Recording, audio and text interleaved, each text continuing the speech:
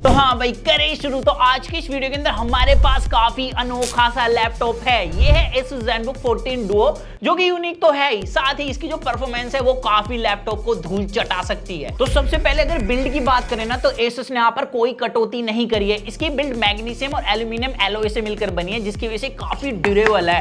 मतलब आप इसमें मस्त भारी भरकम सामान भी रख सकते हो, कोई फ्लैक्स नहीं मिलता है। लेकिन इसे कुछ ही दिन यूज करने पर इसके टॉप पर काफी ज्यादा स्क्रैच लग गई है, तो आपको लेमिनेशन वगैरह कराकर रखनी पड़ेगी। आप कोई स्किन भी लगा सकते हो। बाकी इसका वेट भी काफी कम है, 1.67 kg का वेट है, जिसकी वजह से इसे कैरी करना काफी आसान है। स्टूडेंट या आप ऑफिस वगैरह जाते हो तो आप इसे आराम से कैरी कर सकते हो। और मेरे को लैपटॉप में ना एक चीज बढ़िया लगती है भाई, एक हाथ से इसकी लिड ओपन हो जाती है और किसी भी तरीके की मतलब बॉडी उठकर नहीं आई है, सिर्फ भाई टॉप उठकर आया है। और ये भी 180 डिग्री तक नीचे की तरफ चला जाता है। तो यहाँ पर इसमें भी मेरे को बढ़िया लगा, और इसे आप किसी भी पोजीशन पर होल्ड भी कर सकते हो। बाकी जैसे आप खोलोगे तो यहाँ पर आपको देखने के लिए मिलेगा भाई इंटेल ईवो का ठप्पा लगकर आता है इस लैपटॉप पर। अब इंटेल ना ईवो सर्टिफिकेशन ऐसे नहीं देता। जिस भी लैपटॉप के अंदर एक अच्छा बैटरी बैकअप होता है, एक अच्छी डिस्प्ले होती है और विंडो हेलो, यानी कि या तो आपको फेस आईडी मिलनी चाहिए लैपटॉप के अंदर या फिंगरप्रिंट सेंसर। तो इसके अंदर भाई फेस आईडी मिलती है, जिससे आप लॉक अनलॉक कर सकते हो अपने लैपटॉप को।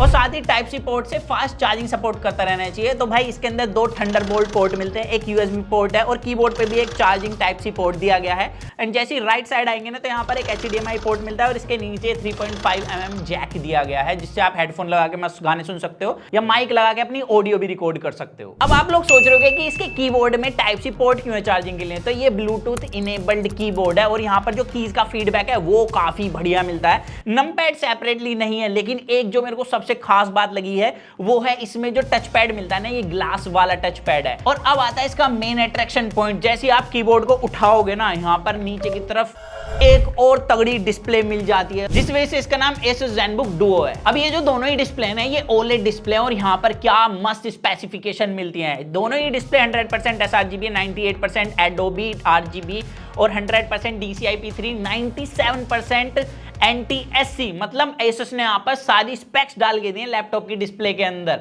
बस एक रह जाती है पेंटोन कलर वैलिडेट, तो वो भी मिलती है भाई यहाँ पर दोनों ही डिस्प्ले में, जिससे कोई भी धमाकेदार या इंटेंस सीन देखने में मजा आता है। लेकिन जब भी आप HDR और डॉल्बी विजन में कंटेंट देखना चाहोगे तो इसको पावर देनी पड़ेगी, क्योंकि लैपटॉप्स के अंदर जब भी HDR कंटेंट स्ट्रीम होता है जब आप पावर दोगे, क्योंकि भाई बैटरी कंजप्शन बढ़ जाती है उस टाइम पे। और सिर्फ डिस्प्ले नहीं भाई, कंटेंट देखने के लिए इसके अंदर स्पीकर्स भी बढ़िया मिलते हैं। हारमन कार्डेन ट्यून्ड स्पीकर्स है, जो कि काफी क्लियर और लाउड है, मेरे पड़ोस वाली आंटी की आवाज भी दबा देते हैं। साथ इसमें कलर रिलेटेड प्रोडक्टिव वर्क भी काफी अच्छे से कर सकते हो 100% एक्यूरेसी के साथ। चाहे वो वीडियो एडिटिंग हो, फोटो एडिटिंग हो या कलर ग्रेडिंग हो, वो अच्छे से संभाल लेता है लैपटॉप। अब बात करते हैं इसके सबसे यूनिक फीचर के यूज केस की। जैसे कि इसमें 2 बड़ी डिस्प्ले हैं, तो यहाँ पर भाई इसका काम क्या है, तो भाई बहुत अच्छा काम है। जैसे कि मेरे को वीडियो एडिटिंग करनी है तो ऊपर की तरफ वीडियो प्लेबैक कर सकते हैं, नीचे की तरफ टाइमलाइन आती है, और ये ब्लूटूथ इनेबल्ड कीबोर्ड तो मिलता ही है, जिससे मैं पूरे कंट्रोल्स कर सकता हूँ, मतलब एडिटिंग कर सकता हूँ, और ये काफी अच्छे से संभाल भी लेता है। इसके अलावा अगर आप ऑनलाइन मीटिंग लेते हो या क्लास ले रहे हो और आपको नोट्स भी बनाना है, तो ऊपर की तरफ आप मस्त मीटिंग ले सकते हो, नीचे वाली डिस्प्ले में आप नोट्स बना सकते हो। इसके साथ स्टाइलिश भी मिलता है नोट्स बनाने के लिए, हालांकि थोड़ी बहुत लेटेंसी मिल जाती है इसके साथ। अब मुझे पता है भाई 2 स्क्रीन का काफी लोग गलत यूज भी उठाने वाले हैं। कुछ लोग कहेंगे कि भाई ऊपर की तरफ मैं पेपर दूंगा, नीचे वाली डिस्प्ले से मैं चीटिंग भी कर लूंगा।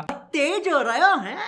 और अगर आप इससे मीटिंग या क्लास लेते हो ना, तो इसका भाई कैमरा कुछ इस तरीके से परफॉर्म करता है। 1080p कैमरा है, स्किन टोन काफी अच्छे से दिखाया हुआ है और एक्सपोजर भी अच्छी खासी लाइट में अच्छे से मेंटेन कर लेता है। बाकी ऑडियो क्वालिटी आप खुद जज करके मुझे कमेंट्स में बता सकते हो। और अब अगर आप चाहते हो कि भाई हमें कीबोर्ड का यूज नहीं करना, इसकी बैटरी खत्म हो गई, बेकार चीज है, तो आपको कुछ नहीं करना भाई। लैपटॉप पे ऐसे 2-3 फिंगर लेनी है और ऐसे टच करा देनी है, यहाँ पर वर्चुअल कीबोर्ड निकल कर आ जाएगा, फिर आप इससे मस्त टाइप कर सकते हो। हालांकि यहाँ पर कोई भी फीडबैक नहीं मिलता है, बट यहाँ पर कोई लेटेंसी भी नहीं है। और आप चाहते हो भाई टच पैड भी चाहिए आपको, तो यहाँ पर वर्चुअल टच पैड भी मिलता है। आपको 3 फिंगर को मस्त ऐसे टैप करना है, फिर वो निकल के आ जाएगा, और यहाँ पर लेटेंसी भी काफी कम मिलती है। और अगर तुम मेरी तरह आलसी हो ना और टाइप नहीं करना चाहते, तो भाई ये लैपटॉप टच है, आप इसे आराम से मस्त यूज कर सकते हो। और कुछ टाइप करना चाहते हो तो स्टाइलस से मस्त लिखो, ऑटोमेटिकली टाइप कर देगा।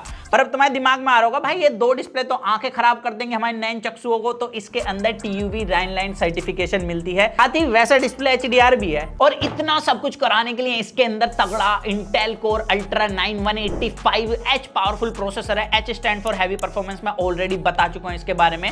ये जो प्रोसेसर है 16 कोर्स के साथ आता है, 22 थ्रेड रन करा सकता है और इसके अंदर 6 पी कोर्स हैं, 8 ई कोर्स हैं, 2 LPE कोर्स हैं और ये प्रोसेसर 5.1 गीगाहर्ट्ज पर क्लॉक है और इसके अंदर ग्राफिक्स हैंडल करने के लिए इंटेल आर्क का ग्राफिक्स मिल जाता है। बाकी 32 GB की रैम है LPDDR5X जो कि 7467 मेगाहर्ट्ज पर क्लॉक है। 2 TB की M.2 SSD डाली है और ये सब मिलके ना इस लैपटॉप को एक धमाकेदार लैपटॉप बना देते हैं। बाकी इसकी पीक पावर देखने के लिए ना हमने कुछ टेस्ट भी रन कराए हैं, जैसे Cinebench, PC mark, 3D mark, आप यहाँ पर डिस्प्ले पे देख सकते हो। स्कोर्स भी हमें काफी बढ़िया मिले हैं। तो ये तो गई नंबर की बात। अब मेरे को जानना था एक्चुअली ये कितना पावरफुल प्रोसेसर है, तो हमने GTA 5 जैसे गेम भी इसके अंदर टेस्ट किए हैं। अब देखो इस तरीके के लैपटॉप जनरली प्रोडक्टिव वर्क के लिए लोग बाय करते हैं, जैसे कि आपको इसमें कलर एडिटिंग करनी है, वीडियो एडिट करनी है। हमने इसके अंदर 4K फाइल डाल के मस्त एडिट करी है, रेंडरिंग टाइम भी काफी कम लेता है और इफेक्ट डाल के हमने रेंडर करी थी और मेरे को किसी तरीके का लैग वगैरह नहीं मिला इसके अंदर। इसके अलावा भाई कलर ग्रेड तो काफी अच्छे से कर ही रहा है। बाकी आप इसमें वेब डिजाइनिंग कर सकते हो, अगर आपका काम ये है तो वो सारे टास्क ये आराम से हैंडल कर लेगा। लेकिन अगर आप चाहते हो कि भाई इसके अंदर तगड़ी गेमिंग करना, तो देखो एसस के खुद ही एक सीरीज है ROG जो कि इससे कम प्राइस में आपको तगड़ी गेमिंग करा देगी। तो ये बेसिकली प्रोडक्टिव वर्क के लिए फोकस करते हुए लैपटॉप बनाया। लेकिन अगर आप इसके अंदर थोड़ा बहुत कैजुअल गेम करना चाहते हो तो वो आसानी से हो जाएगा। जैसे कि आपको GTA 5 खेलना है इसके अंदर, तो फुल सेटिंग्स में 30 FPS के आसपास आपको फ्रेम रेट्स प्रोवाइड करा देगा।